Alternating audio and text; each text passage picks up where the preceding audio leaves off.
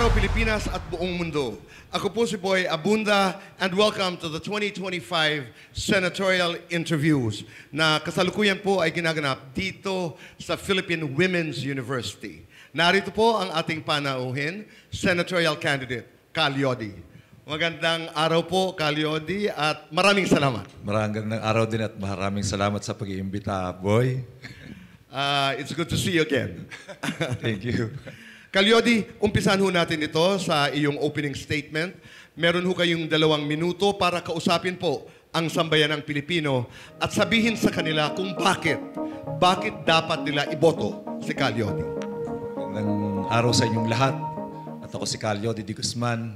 Ako ay tumakbo ngayon sa pagkasenador dahil napansin ko na yung mga nagbabalik ang mga senador ay mga lumang mga politiko, mga naka-4 na, naka-5 beses na, pero wala namang nare-resolve sa problema ng masang Pilipino. Kung ano yung problema natin, nung sila simulang magtumakbo, ngayon maglilima na, mag-4 ng beses na silang babalik, wala pa rin nare-resolve doon sa problema nating mga manggagawa at mamayan. Ang problema natin noon, mataas na presyo ng kuryente, hanggang sa ngayon, mataas pa rin ang presyo ng kuryente. Mataas ang presyo ng bigas noon, hanggang ngayon, mataas ang presyo ng bigas. Marami walang trabaho, hanggang ngayon, marami pa rin sa ating mga manggagawa walang trabaho. Mababa ang sahod, mataas ang presyo, may land grabbing, may korupsyon sa gobyerno, ganun pa rin. At yun ang dahilan kung bakit ako nag-isip na tumakbo uli ngayon para magkaroon ng pagbabago sa mukha ng mga politiko doon sa loob ng Senado. Dapat ibang mukha naman, mga manggagawa, mga lider ng masa, mga lider ng magsasaka, mga ngisda, mga kababaihan.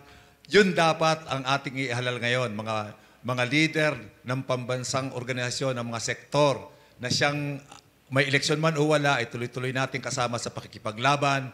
Kaya't ako'y nananawagan sa inyong lahat na bagong politika para sa 2025. Politika ng mga manggagawa, ng masang Pilipino, hindi ng trapo, hindi ng dynasty, at hindi ng mga bilyonaryo na wala namang ginagawa sa gobyerno. Yun lamang at maraming salamat sa inyong lahat. Maraming salamat, Cal Yodi. Please, you have been briefed on the rules of the interview. Pipili po kayo ng 3 katanungan mula po dito sa 6 na cards. Opo, 3 po dito. Okay, Isa. Dalawa. Your 3 questions. At kayo pipili po ng 2 cards dito para sa iyong panelists. Eto naman. Cal Yodi, maraming salamat. Ang members of the panel na iyong napili ay mula po sa Adamson University, JV Macapagal. Si JV. At ang pangalawa naman, mula po sa JRU, si Jaren Kyle Salandanan. Sila po ang magfa-follow up sa iyong mga kasagutan. Let's begin. Cal Yodi, ang una niyo pong katanungan ay may kinalaman po sa korupsyon sa infrastruktura. Ayon kay Mayor Magalong, ito yung nangyari po sa isang interview, sa isang government project, sabi niya, 35% na lamang ng budget nito ang napupunta sa aktual na proyekto, habang ang natitirang pera ay napupunta sa korupsyon. Kung kayo'y iboboto bilang senador, ano po ang inyong solusyon dito? Una, pagtibayin natin yung lahat ng mga existing na batas na nandyan sa ating gobyerno. Pero tansya ko hindi ito sasapat eh. Dahil bagamat nandyan yan, patuloy pa rin ang korupsyon sa ating gobyerno. Kaya ang tingin kong pinakamagandang gawin, dapat magkaroon ng reforma sa ating electoral system. Huwag na nating payagan yung mga akusadong mga magnanakaw sa gobyerno. At sana magkaroon ng pagbabago sa klase ng eleksyon na yung ating mga kandidato ay huwag nating hayaan na sila ang nagpapakilala sa kanilang sarili. Dahil diyan hindi nagiging fair eh. Ang nangyayari kung sinong maraming pera, bilyon ng pera, nagagawa niyang balutan ng poster ang lahat ng kalsada sa buong Pilipinas. Talo yung katulad ni Cal Yodi na hindi kayang magpagawa ng kahit isang poster sa isang barangay, which is mangangahulugan yon ng 42,000 na poster. Hindi ko kaya yon. At hindi unfair yun dahil kaya ng mga mayayaman yung mga poster at TV ads at saka billboard na nagkakahalaga ng 250,000 a month. Hindi ko kaya yun. Kaya para maging fair, dapat magkaroon ng reform sa pagpapakilala sa kandidato. Akuin dapat ng COMELEC. And at the same time, dapat huwag payagan ng mga kandidato na kumuha ng mga watcher at electoral workers na vote buying naman yun ho eh. Vote buying yun. Hindi yun totoong para sa kanilang watcher. Dahil yung mga mayayaman kayang mag-hire ng 500,000 ng mga watcher at workers. Kalyode, na katulad ko, hindi kaya. Kaya magkaroon ng electoral reform para mapagbawalan na ang pagkandidato ng mga akusadong magnanakaw sa gobyerno. Follow-up questions. Hello po, Kaliodi. Sabi niyo po, kailangan po natin ng electoral reform. Sa tingin niyo po, anong specific po kaya na pwede natin gawing electoral reform para po yung mga katulad niyo po na hindi po afford mag-ads and mag-poster po is makita din po ng mamamayang Pilipino? May dalawa na ako sinabi kanina, ang isang specific, dapat sa pagpapakilala sa kandidato, dapat sagutin ng gobyerno.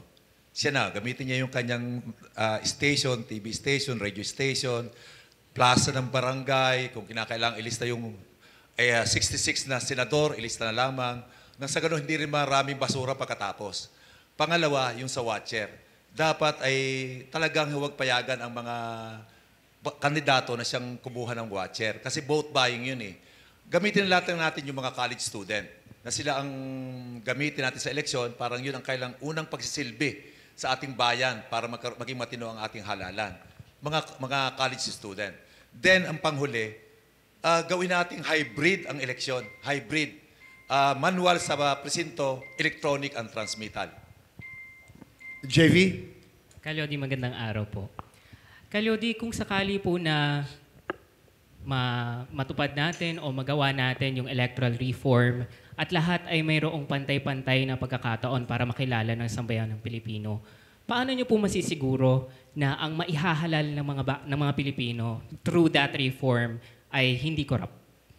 Tingin ko, pagka nagawa yung mga ganong mga katulad na reforma sa ating elektoral, magkakaroon ng fairness ang eleksyon at ang magiging pagboto ng mga tao ay magiging batay hindi sa dami ng pera ang pinamimigay, hindi sa kasakitan ng mga kandidato, kundi malamang at ako'y nakakatiyak na plataforma ang pag-uusapan. Sino ba talaga ang totoong magsasalita para sa mga mamayan?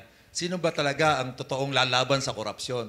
Sino ba talaga ang matitindig para sa interes ng mga manggagawang itaas ang sahod, tigil ang kontraktualisasyon? Sino ba talaga ang mga kandidatong tututol sa patakaran provincial rate? At sino ang mga kandidatong tututol doon sa land grabbing? Yung mga ganon. At political dynasty. Sino tututol sa political dynasty? Makikita ng mga tao kung sino ang may klarong tindig sa interes nila. Kaya ako'y naniniwala, magiging fair ang halalan kapag nagkaroon ng electoral reform. Jaren? Kaliodi po for last question. Sa tingin niyo po ba, pwedeng maging successful ang isang bansa kahit may konting korupsyon? Parang hindi ka na naniniwalang mawala ang korupsyon eh. Pero tingin ko, uunlad ang bansa. Ano? Kasi actually, kahit mag-zero ang korupsyon, hanggat yung ating sistema sa ekonomiya at politika ay nandyan. Halimbawa, walang korupsyon, pero tuloy ang kontraktualisasyon. Walang mangyayari sa buhay ng mga manggagawa. Tuloy ang provincial rate. Walang mangyayari sa buhay ng mga manggagawa. Tuloy ang patakarang o ang programang neoliberal sa ating bansa. Privatization, deregulation, liberalization, at contractualization at taxation. Na lahat yan ay papahirap sa mga mamamayan at yung patakaran o yung programang yan ng neoliberal ay eksaktong pabor na pabor sa mga malaking korporasyon sa ating bansa. Kaya ang nangyayari, dahil pabor sa kanila, yaman sila ng yaman, yung ating mga mamayan, hirap ng naghihirap. Nagiging legal ang kahirapan at nagiging legal ang pagyaman nila. Okay. Kalyodi, ang iyong pangalawang katanungan naman ay may kinalaman po sa PhilHealth. Kung mananalo ka sa eleksyon bilang senador, isusulong mo ba o hindi ang pagbabalik ng 60 billion pesos na bahagi ng 89 billion mula sa PhilHealth na napunta po sa infrastructure, health, and social services projects ng pamahalaan? Boy, hindi ko lang ibabalik. Kakasuhan ko ang mga gumawa niya, nagpasimuno niyan, dahil bawal yun eh. Bawal sa ating batas yun eh. Na yung pera ng PhilHealth na exclusively para gamitin sa sa ating mga mamayan ay ginamit sa ibang bagay. Mali yun eh. Kaya hindi lang ibabalik, kundi kakasuhan ko yung mga nagpakana ng kalokohang yan na alasan ng budget ng halos 74 billion. Pero dapat 90 million yun eh. Kaya dapat yan ibalik na kaagad. Follow-up questions? JV. Calyodi, sino po yung mga personalidad na ito? Are these politicians? Are these the drafters or the authors of the law that had, yung special provision ng General Appropriations Act ng 2024? Yun po yung nag-allow for the transfer of the 60 billion funds ng PhilHealth sa ating National Treasury. Sino po yung dapat nating panagutin dito specifically? Actually, hindi lang ito yung huli. Hindi yan eh. May una pang pagkatanggal eh. Binawasan na talaga yung budget ng PhilHealth. Ang dapat kasuhan diyan, yung by CAM na siya nagtanggal, siya nagtanggal. At iba pang mga congressman na nagtulak. Dapat matukoy kung sino yung mga eksaktong nagtulak ng pagtatanggal doon sa budget ng PhilHealth. Kasi sabi ko nga, bawal yun eh. At lalo na inilagay doon sa mga proyekto na malamang makukurap lang. Kaya yun ay dapat na panagutan ng mga nagpakana nung pagtatanggal na yun. Calyodi, may tanong lang po ako kasi po, meron po akong mga kaibigan po at yung may mga kakilala po ako, nagpapa-PhilHealth po sila, pero hindi po sila nabibigyan po ng insurance kasi hindi daw po covered, for example, yung pa-C-section or sa dental po. Parang ngayon pa lang po ata magkaka-dental. Kapag naupo po kayo tapos sabihin po natin nabalik po yung budget, ano po yung pwede niyong magawa para po makover din po yung mga iba pong operasyon na hindi po ngayon napapabilang sa coverage po ng PhilHealth? Mali yung sabi kasi ng gobyerno na maraming savings. Actually, may savings sila, yun ay parang paniyak o kung ano man magkakaroon ng problema. Parang buffer, yun eh.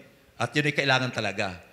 At nagkakaroon ang sinasabi lang may savings, pero ang totoo, ang dami pang dapat punuan ng mga items o mga sakit na dapat isama ng PhilHealth doon sa karamdaman ng ating mga mamamayan.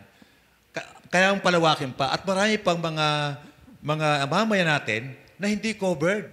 Yung mga na hindi naaabot pa ng PhilHealth. Kaya dapat yung 400,000 pa na dapat pumasok, papasukin na para magastos yung pera ng PhilHealth at magamit yan sa paglilingkod sa kalusugan ng ating mga mamayan. Calyodi, total nasa usapin na rin po tayo ng PhilHealth. Gusto lang pong tanungin, kung sakali po na maluklok kayong bilang senador dito sa darating na eleksyon, will you push for the lowering of the mandatory percentage na nakakat mula doon sa basic monthly salary ng ating mga Pilipino? Dahil recently nagkaroon po ng increase, I believe 5% out of the 10,000 pesos minimum basic monthly salary ng bawat Pilipino. Is that enough, the 5%, or should we lower it o kailangan pa itong taasan? Ako tingin ko hindi pa muna dapat ibalik eh. Dapat aralin muna. Aralin muna yung kakulangan na dapat ipuno pa doon para maabot ang lahat, makover ang lahat. At pati yung lahat ng klase ng sakit na laging nararanasan ng ating mga mamayan. Ngayon, kapag na-cover na yan, nagkaroon pa ng excess na mga pera, dapat yun, pababain na. Pababain na natin yung premium na ibinabayad ng ating mga miyembro. Yan. Calyodi, narito naman po ang iyong pangatlong katanungan na napili. Ito may kinalaman po sa edukasyon. Maraming kinakaharap na problema ang sektor ng edukasyon batay sa findings ng EDCOM. Ito po yung Second Congressional Commission on Education. Ilan sa mga problemang ito ay ang kalidad ng edukasyon, kakulangan ng maayos na training sa mga guro, matinding malnutrisyon sa ilang mga estudyante, ang hindi sapat na pondo para sa bawat mag-aaral at marami pang iba. Kung kayo'y mahahalal po na senador, sa lahat ng problema na may kinalaman po sa edukasyon, ano ang iyong tututukang problema at ano ang solusyon? Tingin ko yung problema ng mga kakulangan ng sweldo ng ating mga guro. Kasi ako naniniwala na sa sektor ng edukasyon, pinaka-importante talaga yung ating guro ay may sapat na sweldo, may sapat na gadget, at may sapat na training sa kanyang pagtuturo. Tingin ko yun ang importante. Kaya para magawa yun, kinakailangan nating itaas yung budget ng ating education. Dahil nasa atin namang konstitusyon na dapat siya ang number 1. Pero alam mo ba, boy, matagal ng panahon na hindi siya ang number 1. Ang number 1 ay pagbabayad ng utang. At itong 2025, ang pinakamalaki ay DPWH. Dinaya lang ng BICAM na itinaas yung sa edukasyon dahil sinama yung sa PNP at saka AFP. Yun, pero dapat yan ay itaas kasi ngayon nasa 3.6 lang eh. Dapat yan ay 6% ng ating GDP. Kung ang GDP natin ay nasa 24 trillion, dapat yan mga 1.4 trillion, hindi 750 billion lang. Kaya wala pa sa kalahati. Kaya yun ang dapat natin gawin. Nang sa ganun, matutukan natin yung teacher, then yung lugar ng pagtuturuan ng teacher, yung mga classroom, kulang tayo na 90,000 classroom. Kulang tayo ng another 30,000 na mga teacher para hindi ma-overload yung ating mga teacher. Napakahaba ng oras ng pagtuturo ng ating mga teacher. Kaya yung quality ng pagtuturo ay hindi na maganda.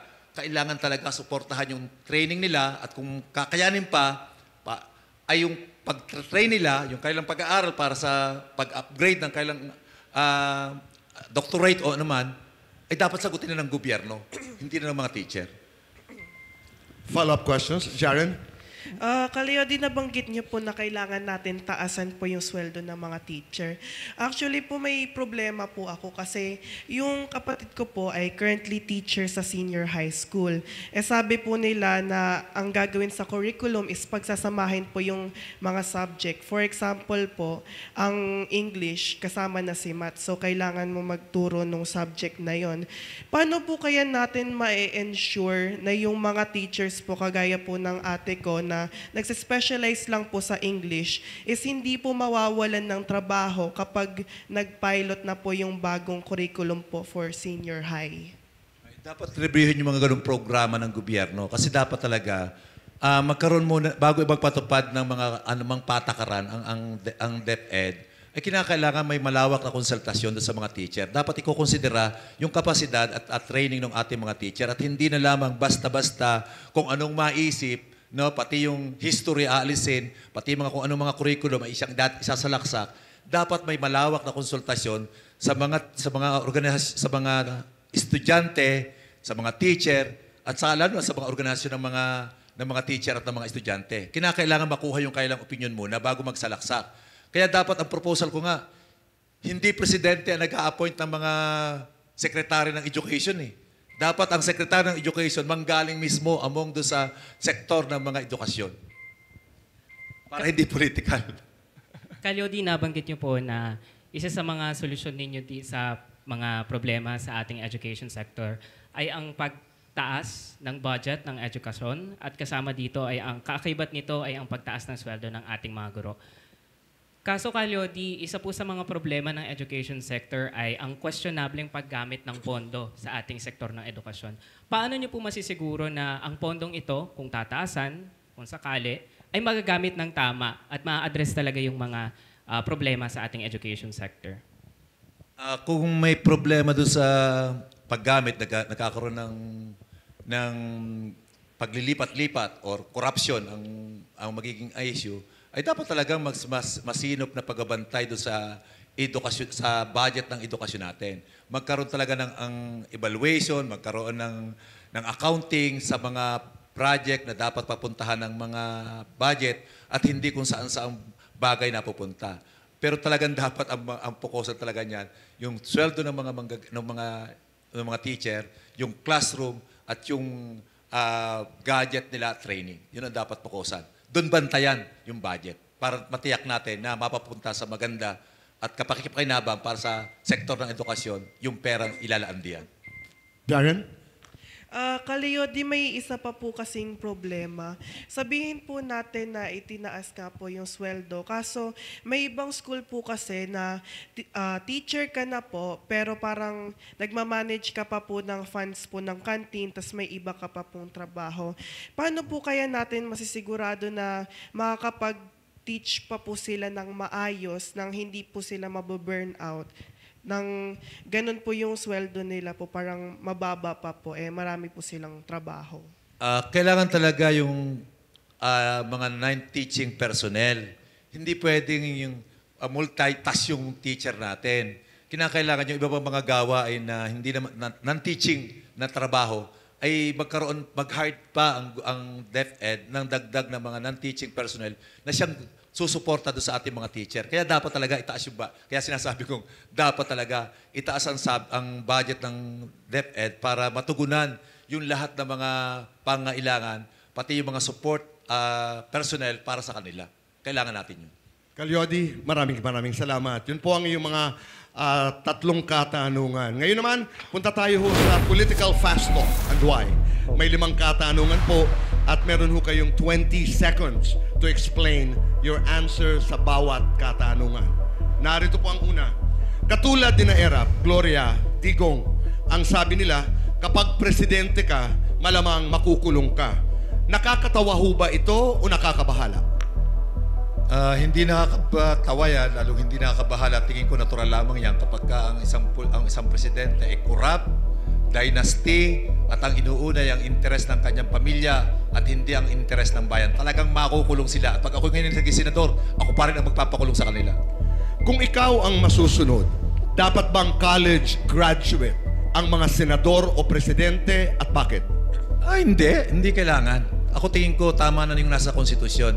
Kasi maraming college at professional na naging presidente, naging senador, tulad ng mga nakaraan, hindi naman naglingkod sa ating bayan. Ang pinaglingkuran ay mga kapwa nila mayayaman din at mga dynasty. Yumayaman ang pumapasok sa politika. Tama o mali at bakit? Tama. Yumayamang lahat sila dahil karamihan sa kanila mga akusadong magnanakaw. Sa bilis ng takbo ng teknolohiya, Calyodi, posible bang magkaroon ng robot na senador? Yes or no? Bakit? Pwede yan. Sa klase ng gobyerno tayo meron dahil dinastiya ay nung unang panahon nga sa panahon ng mga Roma, nagkaroon nga ng kabayong senador na itinalaga ni Emperor Caligula. Dapat ba pantay ang sweldo ng mga manggagawa sa probinsya at National Capital Region? Yes or no? Bakit? Yes. Dahil nangyari na yan noon pa, bago ang Herrera Law, kung magkano ang sahod sa mga manggagawa sa Metro Manila, ganun din sa probinsya. Dahil wala namang pagkakaiba halos ang presyo ng bilihin. Kung magkano ang tax dito, ganun din ang tax doon sa probinsya. Kaya dapat pag-ibalik ang pantay na sahod ng manggagawa sa Metro Manila at probinsya. Calyodi, maraming salamat. Para po sa inyong closing statement ay pwede po kayong tumayo at kausapin po ang sambayanan for your closing statement. You have 1 minute and your time begins now. Maraming salamat, Boy. Ako'y nananawagan lang sa ating mga botante na huwag nating gawing sabong ang eleksyon. Na kung sino ang nakikitang maraming poster na parang sila mananalo, doon tayo tataya. Mas tingnan natin ang ating kasaysayan sa politika na nagboto tayo ng mga mayayaman, mga sikat na mga politiko, pero ang pinaglingkuran lang naman ay mga mayayaman din at saka mga sikat na politiko rin. Hindi tayo kasi mayaman, hindi tayo sikat, kaya hindi tayo pagnaglilingkuran.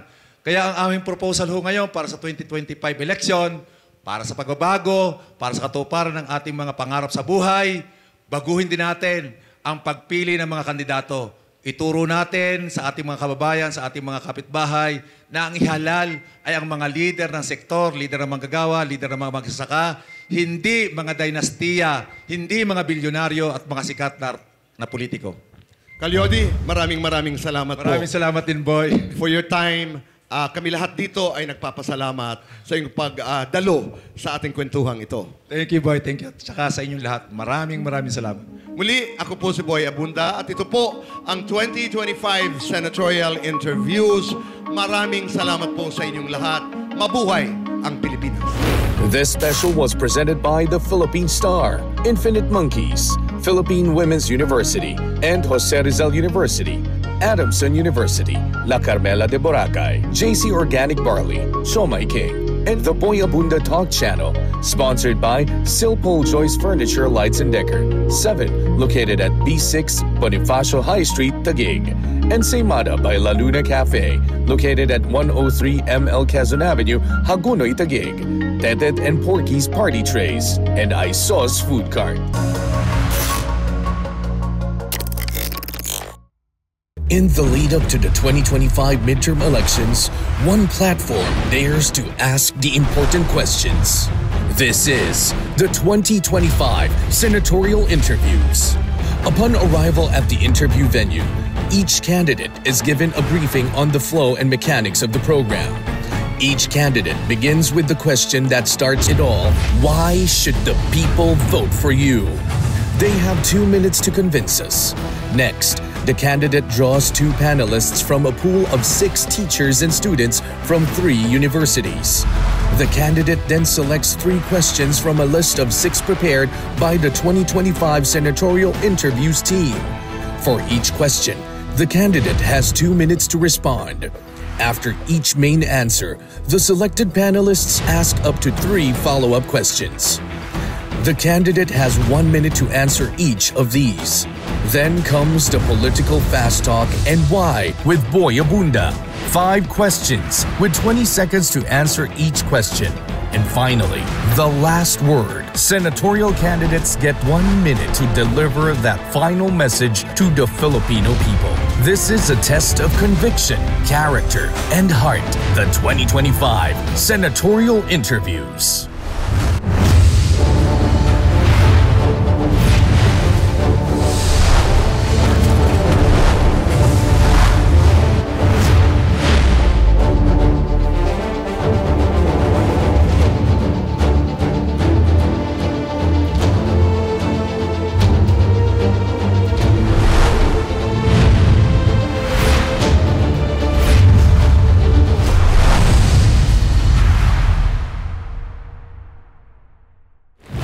Magandang araw, Pilipinas at buong mundo. Ako po si Boy Abunda and welcome to the 2025 Senatorial Interviews.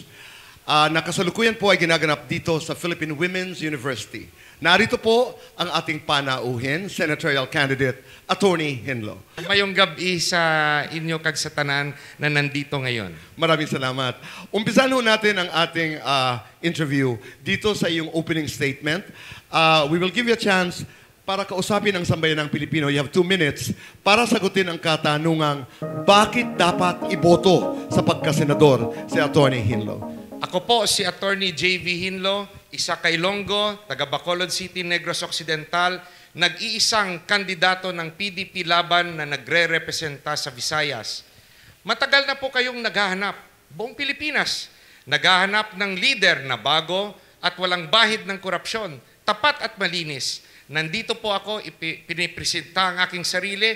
Dala ko po, programa Hindi Ayuda. 3 mayor na programa ang dala ni Attorney Hinlo. We should amend the Data Privacy Act, Bank Secrecy Law, and the Foreign Currency Act to allow the Ombudsman to investigate the hidden wealth, bank deposit of all public officials, even without a court order. Dala ko rin po ang, sa tingin ko, permanenteng solusyon sa kahirapan sa bansa. Tito Boy, hindi po ayuda ang solusyon sa kahirapan. Bagkos, dapat paramihin ng gobyerno ang trabaho. Kung hindi kaya ng private sector magbigay ng trabaho, dapat po ibigyan ng kapital ng gobyerno. Government should enter into business. We have to industrialize. We have to have state-managed farming, state-managed fishing. Government must enter into business to provide many jobs to the Filipino people. Lastly po, we have to have educational reform. I'm not talking about academics. I'm talking about values formation. We will introduce the subject Philippine Patriotism and Ethics Studies from grade 1 to college. We have to teach the youth to love our country and to love and respect our fellow Filipinos. Yun po ang rason, naghahanap kayo ng isang hindi korap na opisyal, nandito po ako, Attorney J.V. Hinlo. Attorney Hinlo, maraming salamat po. Please make yourself comfortable. Nilatag po sa inyo ang rules ng interview na ito. Kaya ngayon po kayo pipili ng 3 tanong mula sa 6 na katanungan. Dito po, 3 questions. Maraming salamat. At ito naman po, Attorney Hinlo, ang iyong mga panelists. Okay. Ang iyong mga panelists na silang magfa-follow up question po sa iyong mga kasagutan ay si Michael Dimitri Hentica. Ang pangalawa naman po ay Elizabeth Ann Gutierrez, pareho faculty, si Liz at si Midi ng Philippine Women's University. Punta tayo sa unang katanungan na iyong napili. Ito may kinalaman po sa party list. Ayon sa pag-aaral ng Kontradaya, isang election watchdog, over half of the 156 party list groups participating in the 2025 election do not represent the marginalized groups. Tanong, sa iyong palagay, dapat bang tanggalin ang party list system? Bakit? Yes or no? We have to amend the Constitution to do that. And the Supreme Court has to reverse itself to be able to do that. Kahit ano po yung opinion natin, totoo po yun. Maraming mga nagre-represent sa party list, hindi man naman talaga part of the sector that they represent. But what can we do until such time that the Supreme Court changes its mind and becomes strict as to who are the representatives of the party list? We are tied up with its previous ruling. And if we want to do it outside the interpretation of the Supreme Court, we can amend the Constitution. But as of now, nasa mga botante na yon na pumili ng party list kung saan dapat nilang isuportahan. Follow-up question. Midi, go ahead. I'm intrigued with your statement of amending. Tama po ba? Does this mean that we are going to have a charter change? Is this what you are pushing for? I'm just answering the question regarding party list. This is not the right time to amend the Constitution, considering that we have a very contested political fight between two big families, no? The Marcoses and the Duterte. This is not the right time to do charter change. Probably in the next administration, when the Filipinos are more united, then we will be talking about issues and not taking sides between two political families. Okay, sir. Ideally, we have a crystal ball in front of us, and you look at it, and you see that you are a senator already. You are duly elected. Ano po bang move na gagawin nyo for that, for the party list? Right now, honestly, I have to talk with the other senators and probably also consult with the congressman, the winning congressman, for us to find out if the country is now prepared to do away with the party list system, and in so doing, we have to prepare for a charter change. Otherwise, as what I've said, the Supreme Court has previously ruled that the present setup as to the representative or who will represent the party list are what is being practiced right now. Kaya our hands are tied because the Supreme Court has allowed it, even if we know na may problema. Kamakailan po kasi, ang COMELEC po ay naglabas po ng statement na pagkatapos po ng eleksyon ay hindi na daw sila tatanggap ng mga party list na may sound ayuda names. Tulad for example, 4Ps, PL. So kayo po, kung kayo po ay uupo bilang Senado, susuportahan niyo po ba ang COMELEC? Well, COMELEC, no, it's not about the names. It's about what this party list or what our congressmen are actually doing. Kasi kahit ipangalan mo yan na hindi sounding ayuda, kung ginagawa naman, just like what's happening now, bakit inalaw ng COMELEC mamigay ng ayuda during time of elections? Yan yung ano, it's not about hiding behind the names. It's what the COMELEC is actually doing. So, let's not be superficial. And I want to ask the COMELEC, and I'm begging the COMELEC to to make this May 2025 election a clean and honest election. Let's go to your second question. Ito'y may kinalaman po sa edukasyon. Maraming kinakaharap na problema ang sektor ng edukasyon batay sa findings ng EDCOM 2 o Second Congressional Commission on Education. Ilan sa mga problemang ito ay ang kalidad ng edukasyon, kakulangan ng maayos na training sa mga guro, matinding malnutrisyon sa ilang mga estudyante, ang hindi sapat na pondo para sa bawat mag-aaral, at marami pang iba. Attorney Hinlo, kung kayo'y mahahalal na senador, sa lahat ng mga problema na may kinalaman sa edukasyon, ano ang iyong tututukan at ano ang solusyon?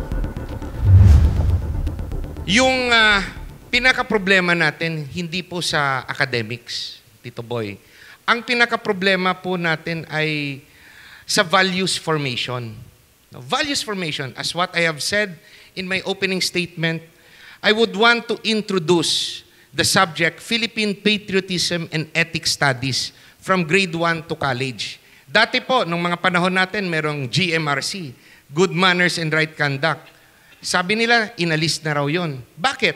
Sa ngayon, yung tinuturo sa kabataan, mag-aral kayo ng mabuti, maghanap kayo ng trabaho, magnegosyo kayo, para yumaman kayo.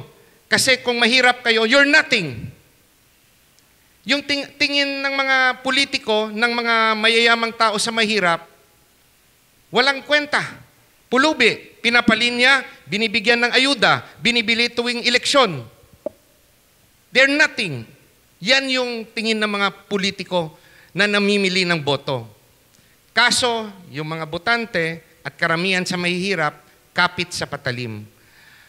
We have to change that values. And we start with the youth. Grade 1, love of family. Grade 2, love of community. Grade 3, the importance of education and study techniques.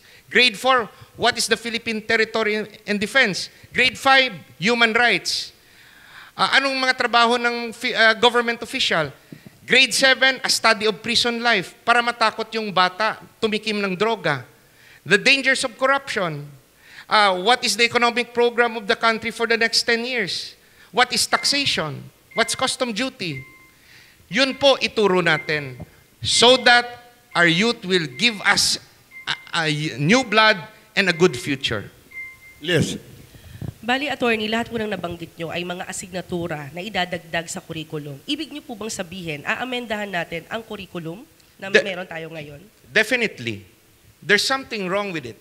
If we continue the present curriculum and not influence our youth to be good citizens, to have discipline, and to have loyalty to the country, ganito yung Pilipinas. Tuwang-tuwa na maging OFW. Bakit tuwang-tuwa? Dahil walang trabaho sa Pilipinas. Sinasabi natin, may problema sa edukasyon, maraming walang classroom, maraming problema sa training ng mga guro. Totoo po yun. We have a problem in the infrastructure and in the trainings. But problema rin yung pakiramdam at yung mga values ng ating kabataan. Feeling nila left out sila. We have to give them proper guidance. Huling katanungan, attorney, dahil nabanggit nyo nga yan, at kanina nasabi nyo rin po na value system. Kaya lang, attorney, sa dinadaan po ng edukasyon, lagi pong curriculum ang inaamendahan. Ngunit, may mga guro po na mayroon silang added workload. For example, bukod sa pagtuturo, pwede sila sa canteen, pwede sila sa nursing, sa guidance, na kung tutuusin, walang kinalaman sa pagtuturo. Paano nyo po masisigurado sa mga guro na sinusuportahan nyo rin po sila? That is the administrative side sa pagtuturo. If I'm a senator, once I become a senator, doon tayo magkaroon ng Senate committee hearings to consult with the teachers, to consult with the different sectors involved in education. Yung problema sa mga politiko, nagmamarunong. Sila'y nag-i-impose ng kanilang ideya. We have to ask all sectors involved in education. At iwasto natin ang paggamit ng mga committee hearings, hindi pa politika.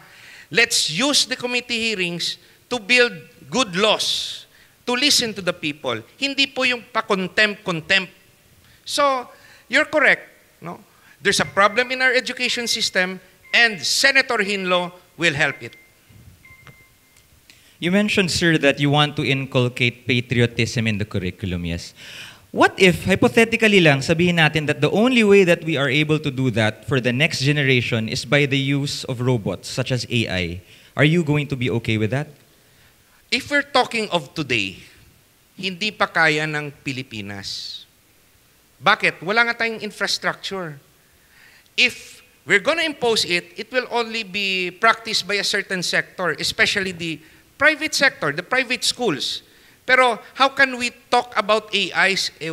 Kulang sa notebook. Yung mga bata natin, may malnutrition. Yung sa mga mahirap na lugar. So, let's help their parents stabilize their life, bigyan ng trabaho. Kasi kung gutom ang pamilya, kahit anong tinuturo sa classroom, pag pumupunta sa classroom yung estudyante na gutom, hindi yan matututo. May problema pa rin. Tied up with education is our poverty alleviation program. Who does the final follow-up? Gusto lang po namin malaman na mga ideal po ito na mga hakbang. Ngunit ano po kayang legislation ang pwede niyong maipasa tungkol dito sa edukasyon? The very program that I'm pushing, it could be backed up by legislation or if not, through the CHED or through the DepEd, they will agree with the Senate after a committee hearing that they could actually do a change in the curriculum even without a law. But if they will not cooperate, I will move to propose a law that would require the introduction of subjects of Philippine patriotism and ethnic studies, the topics of which will be finalized by the DepEd and CHED itself. So, it depends on the reaction of the CHED and the DepEd. If they will cooperate, we can do it without a law. But if we want permanency, probably a law is really required. Salamat po. Attorney Hinlo, ang iyong pangatlong katanungan ay may kinalaman po sa ICC. Tama ba ang ginawang pag-aresto at pagdala kay dating Pangulong Duterte sa The Hague? Mali po.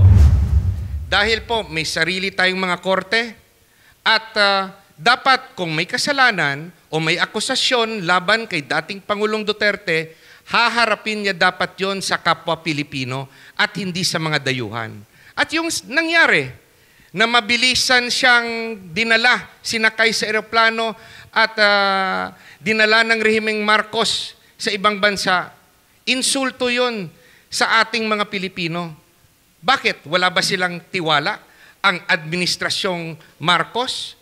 Walang tiwala sa proseso sa mga korte, sa Korte Suprema natin? Yung tanong ko rin, sa mga complainants, have they filed a case here in the Philippines? Or hanggang propaganda lang sila? You know, Kuya Boy, we're Filipinos. We're an independent and sovereign country. Why allow foreigners to judge Filipinos? Mali po yun. Follow-up questions? Medias. Yes. You mentioned you do not want to subjugate the Philippines to foreigners. Ano? Mga dayuhan nga po ang tawag nyo. Does this also apply to other international committees such as, let's say, the UN? Or di kaya yung ating mga treaty with the US na meron tayong defense treaty? Or how about the times wherein tayo naman ang nakikiusap sa ibang bansa at we plead na please, pakawalan nyo naman ang aming OFW na nagkasala dyan at dito na siya itry. Are you against those as well? Treaties between countries are agreements. But you must remember, the Philippines left the ICC. Voluntarily left the ICC. At yung sinasabing 2 years period for which the ICC prosecutors should have filed the case, ay hindi nangyari. It went beyond the 2 years. So there are technical aspects to it. At yung punto naman, ng other treaties are part of our relations sa international community, but this is different. We're talking of acts done in the Philippines and a foreign court judging Filipinos over acts done inside the Philippines. Medyo mali talaga yon sa aking tingin. Liz? Meron po kasing sinusulong ngayon si Senator Amy Marcos patungkol dito sa proseso nga ng pag-aresto. Kayo po, kapag po kayo nahalal, isa po ba kayo sa mga sumusuporta dito?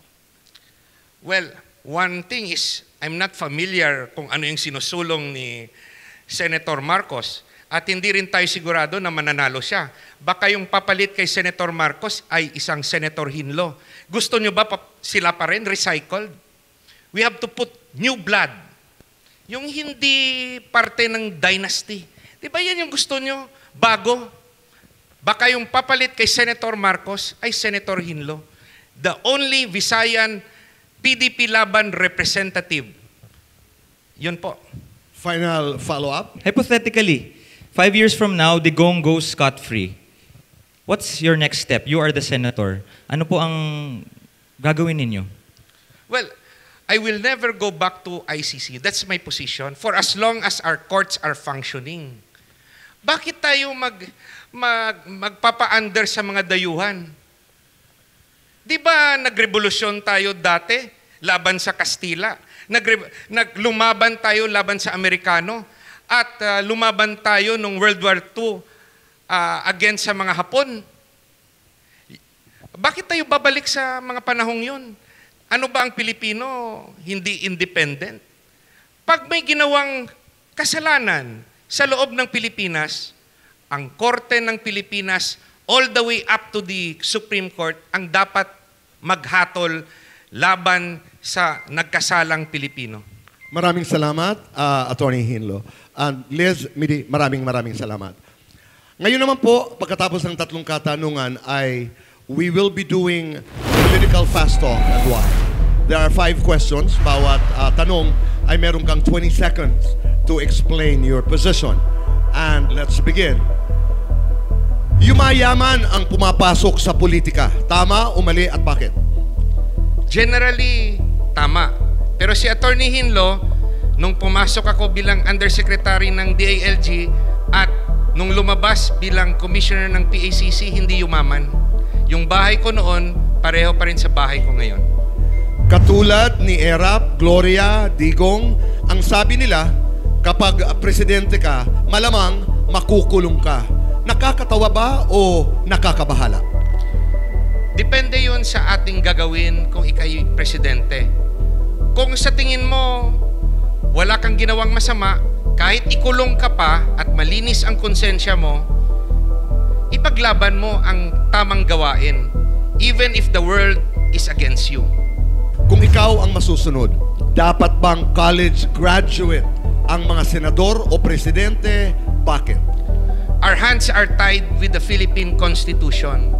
Kahit anong opinion ko, hindi yan masasagot kung hindi natin amyendahan ang Constitution. Sa bilis ng takbo ng teknolohiya, posible bang magkaroon ng robot na senador? Yes or no, and why? Dapat hindi po. Kasi hindi lang po sa calculation ang isang desisyon ng senador. Kasama doon ang emosyon. Dapat ba pantay ang sweldo ng mga manggagawa sa probinsya at National Capital Region? Yes or no, and why?